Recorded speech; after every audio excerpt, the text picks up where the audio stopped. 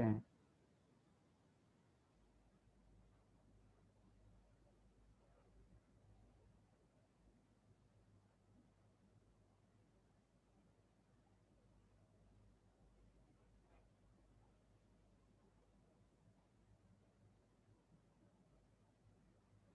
हाँ ये आप लोग कुछ उधर से बोलो था, आप लोगों की भी आवाज आ रही है क्या?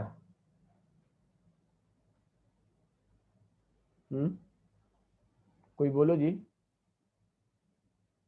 भी किसी बच्चे की आवाज आ रही थी। चलो ठीक है, तो शुरू करें। चलिए, तो लास्ट क्लास में हम लोगों ने दुओदिनम जेजना मीडियम, स्क्रीन शेयर हो रहा है ना? दुओदिनम जेजना मीडियम पे देखा था। आपको हमने बताया था कि दुओदिनम में लीस्ट कॉइलिंग होती है, जेजनम में इंटरमीडिएट कॉइलिंग होती है, और इलियम में क्या होता है? मैक्सिमम कॉइलिंग होती है। इसमें से ये बताइए,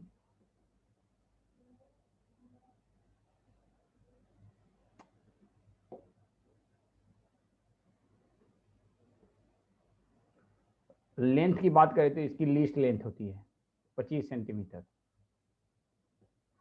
इसकी लेंथ कितनी होती है? Intermediate length.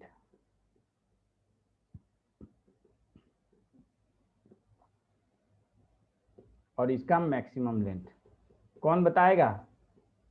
पूरे स्मॉल इंटेस्टाइन का लेंथ कितना होता है? पूरे स्मॉल इंटेस्टाइन का लेंथ कितना होता है? बोलो, एनीवन?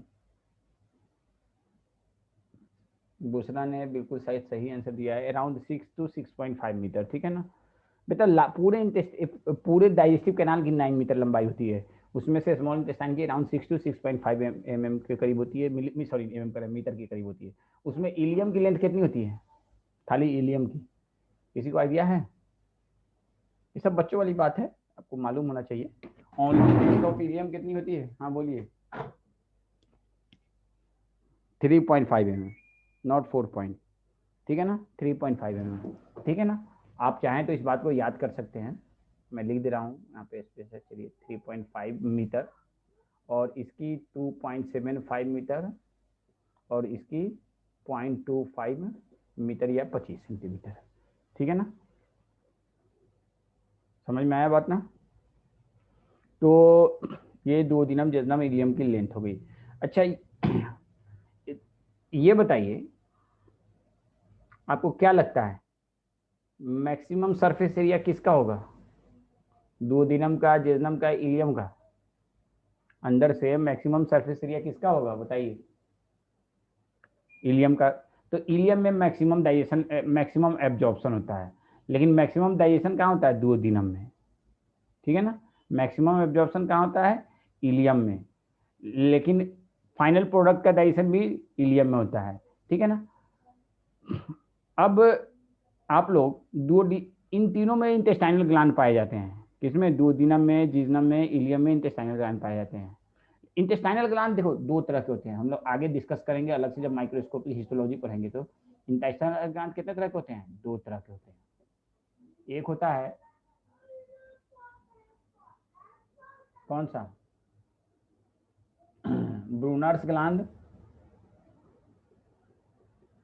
और दूसरा होता है, बोलो भाई, क्रिप्स ऑफ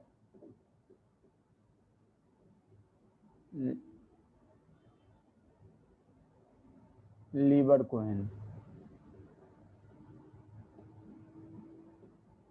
इसमें से ये वाला जो नाम है क्रिप्स ऑफ लीवर कोहेन, ये तो तीनों जगह पे होता है, दुओदिनम, जेजनम, इलियम में। लेकिन Brunner's gland seen only in duodenum, तो ये बात भी आपको याद रखना होगा, सीन ओनली इन। अब क्या होता है इसके बारे में हम आगे डिस्कस करेंगे, दुओदिनम। तो अगर स्पेसिफिक फीचर की बात करें तो देखो तीनों में स्पेसिफिक स्ट्रक्चर्स होते हैं। जैसे कि आपसे ब्रूनर्स ग्लैंड पूछा जाए तो ब्रूनर्स ग्लैंड कहाँ पे पाया जाता है? खाली दुओदिनम में। जेजनम में पाया जाता है प्लाइका सर्कुलारिस। अब प्लाइका सर्कुलारिस एक ग्लैंड नहीं है, एक अलग चीज है, ये भी हिस्टोलॉजी में बताएंगे, अभी नाम याद कर लीजिएगा, प्लाइका सर्कुलारिस। क्या होता है हम आगे हिस्टोलॉजी में समझाएंगे। और इसमें इलियम में होता है पेयर्स पैचेज, पेयर्स पैचेज, ये भी हिस्टोलॉजी में डिस्कस करेंगे। तो ये 3 स्ट्रक्चर्स आपको याद रखने हैं कि दुओडेनम में स्पेसिफिक स्ट्रक्चर क्या है, ये एनसीईआरटी में भी है, तो बुर्नर्स ग्लैंड। जेजनम में स्पेसिफिक स्ट्रक्चर क्या है, तो प्लाइका सर्कुलारिस। और इलियम में स्पेसिफिक स्ट्रक्चर क्या है, तो पेयर्स पैचेज। पेयर्स पैचेज भी आपके एनसीईआरटी में है, लेकिन क्लास 11th में नहीं, ह्यूमन हेल्थ एंड डिजीज में क्लास 12th में। समझ रहे हैं बात को ना? तो इतना बात आपको ध्यान रखना है दुओडेनम, जेजनम, इलियम से रिलेटेड, ठीक है ना। अब पूरे स्मॉल इंटेस्टाइन में भाई जाहिर सी बात है मैक्सिमम डाइजेशन एंड एब्जॉर्प्शन होता है। स्मॉल इंटेस्टाइन के दुओडेनम पोर्शन में मैक्सिमम डाइजेशन होता है और मैक्सिमम ऑब्जर्प्शन इलियम में होता है। यहाँ तक बहुत आसान सी बात है, आप लोगों को आई थिंक कोई दिक्कत नहीं आनी चाहिए। अब अच्छा डायमीटर की भी बात कर लिए, तो लेंथ को हमने देख लिया है, तो चूंकि डायग्राम में दिख रहा है, तो मैक्सिमम डायमीटर किसकी होगी, duodenum is the widest, jejunum is the intermediate and ileum is the have a least diameter. तो आपको ये भी याद रखना है मैक्सिमम डायमीटर या मैक्सिमम विड्थ,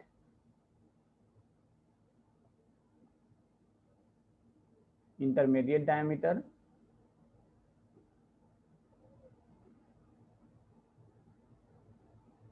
लीस्ट डायमीटर।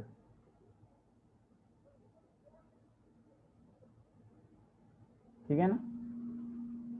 तो ये बात आपको इतना याद रखना होगा स्मॉल इंटेस्टाइन से रिलेटेड। और ये सारी बात ऑलमोस्ट आपके एनसीईआरटी के बुक में है, प्लाइका सर्कुलारिस को छोड़ दिया जाए तो। ठीक है ना, यहाँ तक कोई दिक्कत नहीं, दिक्कत हुआ होगा मुझे मालूम है। स्मॉल इंटेस्टाइन में को पढ़ाने के साथ साथ यहाँ पे हम एक और स्ट्रक्चर को हम अभी डिस्कस कर लेते हैं। देखो आपको मालूम है ना, ये आपका हो गया सी शेप या यू शेप दुओडेनम। सी शेप कहेंगे इंसान का दुओडेनम या यू शेप, सी शेप। और अगर रैबिट का कहेंगे तो यू शेप। ठीक है ना। अब देखो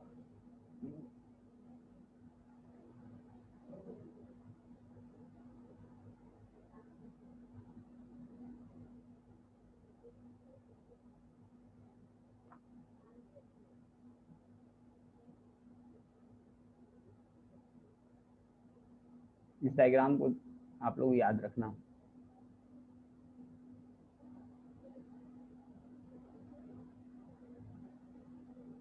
कुछ तो समझ में आ गया होगा मैं क्या बनाना चाह रहा हूं।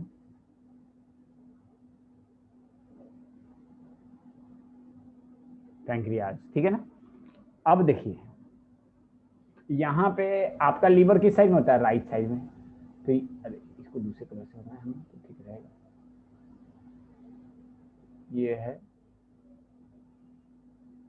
लीवर, बस अभी शुरू किया बेटा। और लीवर में 2 लोब होता है, राइट लोब लेफ्ट लोब, आप सबको मालूम है। लीवर के नीचे यहाँ पे कौन सा स्ट्रक्चर होता है, गॉल ब्लैडर। ठीक है। अब आपको मालूम है कि यहाँ से एक ओपनिंग होगा, यहाँ से एक ओपनिंग होगा। ये राइट हिपेटिक डक्ट कहलाएगा और ये लेफ्ट हिपेटिक डक्ट कहलाएगा।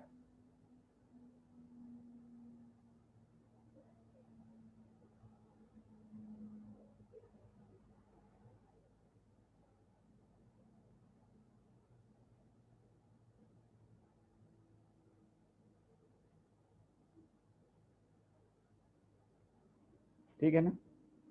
अब ये कौन सा डक्ट, ये ब्लैक वाला, ये तो गॉल ब्लैडर हो गया, ये तो गॉल ब्लैडर हो गया। ठीक है ना। और गॉल ब्लैडर के डक्ट को क्या कहते हैं, ये ब्लैक वाले डक्ट को हम क्या कहेंगे बताइए, किसी को मालूम है?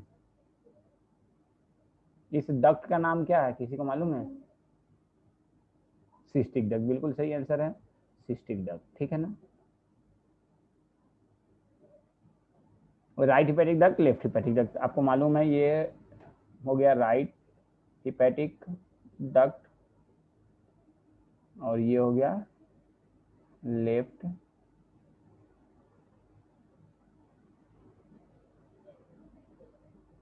Hepatic duct. और उसके बाद ये ऑरेंज कलर क्या कहलाएगा, ये ऑरेंज कलर कौन सा डक्ट कहलाएगा बताइए। देखो ये स्कीमेटिक डायग्राम है, इसलिए मैं इसको जानबूझ के कैसे बनाया हूँ। ऑरेंज कलर वाला क्या कहलाएगा? हाँ, ऑरेंज कलर वाला आप में से किसी ने सही आंसर दिया, बिल्कुल common bile duct, common bile duct. और सिंपली बाइल डक्ट किसको कहेंगे? अगर सिंपली बाइल डक्ट की बात है तो देखो इसके ऊपर ही हम लिख रहे हैं, ये वाला कहलाएगा बाइल डक्ट।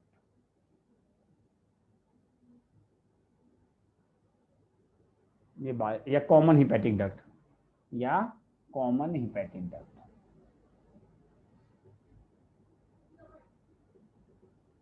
अब देखो इतना बात समझ में आ गया।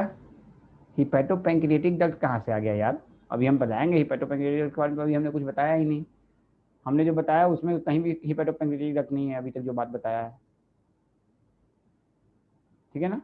तो ऑरेंज वाले को कॉमन बाइल डक्ट कहेंगे, ग्रीन वाले में राइट और लेफ्ट साइड को right hepatic duct, left hepatic duct, और जो मिल गया आपस में तो बाइल डक्ट या कॉमन हिपैटिक डक्ट। अब देखिए ये क्या चीज है, अब देखिए कॉमन बाइल डक्ट जब आपस में, देखो पेंक्रियाज है, ये पेंक्रियाज का डक्ट है, this is the duct of pancreas, this is the duct of pancreas. अब पेंक्रियाज के दो डक्ट होते हैं, इसको हम कहते हैं एक्सेसरी पेंक्रियाटिक डक्ट,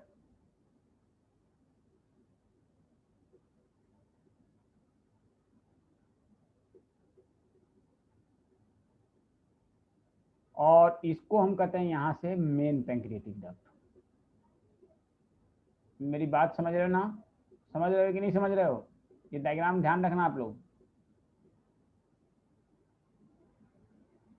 यार अब कौन इस्तेमाल कर रहा है भाई?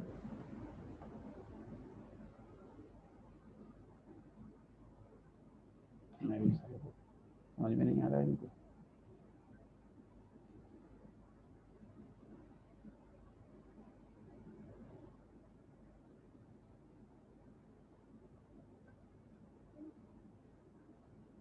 हाँ हाँ भाई लोग,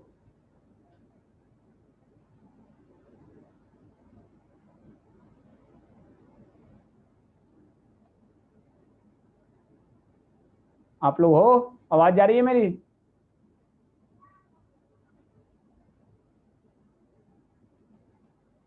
आवाज जा रही है? स्क्रीन शेयर हो रहा है? ठीक है। असल में